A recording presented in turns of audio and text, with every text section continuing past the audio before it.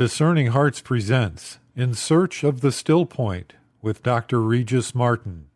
In this episode, Dr. Martin reflects on being a castaway. When the movie Castaway first came out in 2000, it was widely reviewed and given a 5-star rating. It starred Tom Hanks as a troubleshooting FedEx employee who finds himself on an ill-fated flight across the Pacific Ocean.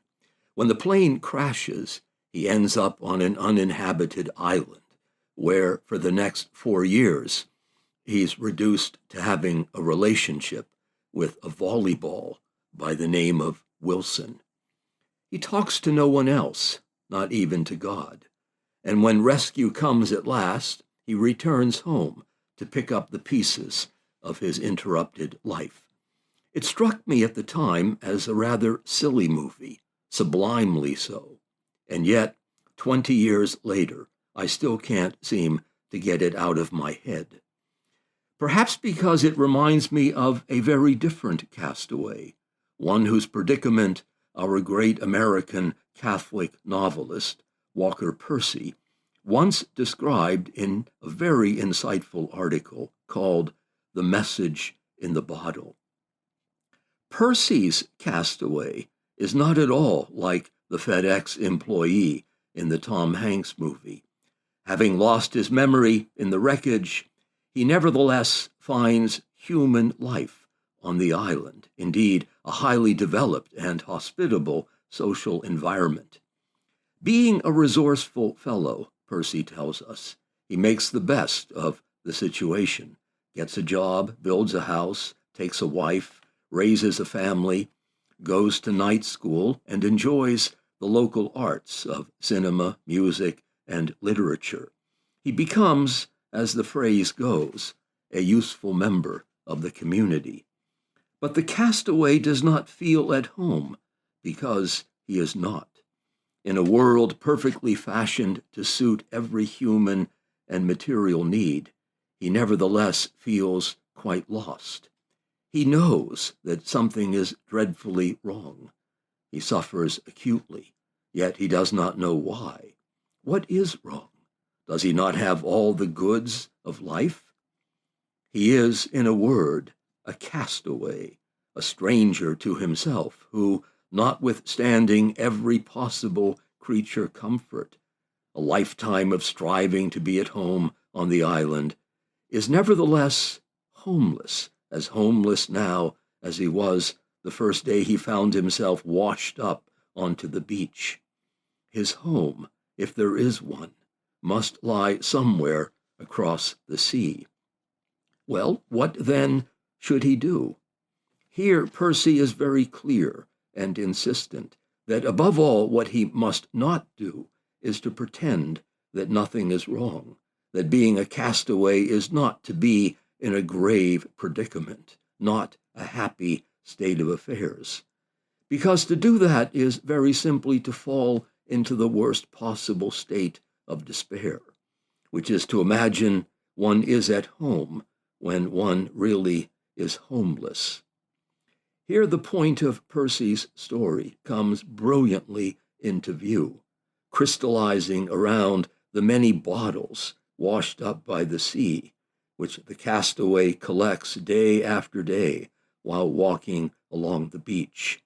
Each contains a message reminding him more or less of his unsettled status, of his constant, if mostly frustrated, search for news from the other side, of a possible world beyond the island, including, to be sure, the means of securing safe passage to this place, which may finally satisfy this nagging sense of not belonging, of not really being at home on the island. The modern German philosopher Martin Heidegger, who has cast a very long shadow over modern existentialist thought, describes this as being thrown, a condition of thrownness, which is the state of being cast away, requiring that one bend every possible effort to find out why, What does it mean? In other words, we seek to obtain that one piece of saving news that may explain where I have come from, why am I here, and where, if anywhere, am I going? Percy shows that what's needed is precisely news from beyond the sea, not scientific knowledge or island news. It is not news to unfallen man because he is at home in the world. He's no castaway. And it is not news to a fallen man who is a castaway but believes himself to be at home in the world, for he does not recognize his own predicament. Rather, it is only news to a castaway who knows himself to be one. This is why among the many bottled messages washed up onto the beach, only one sort is of real importance to the seeker. Not random pieces of information, like the temperature at which lead melts, 330 degrees, or even matters of riveting historical moment, like the fact that the Russians in 1943 murdered 10,000 Polish officers. The one thing the castaway needs is the most vital piece of news possible, because it sheds new light at every turn upon the condition and fate of the castaway himself.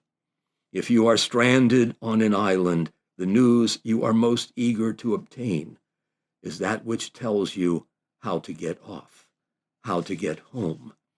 For the castaway, therefore, who is anyone with the kind of mind to recognize his predicament, the only message in the bottle that is worth reading, worth heeding, is the news that he has been waiting for all his life, the good news that reveals, says Percy, where he came from, who he is, and what he must do.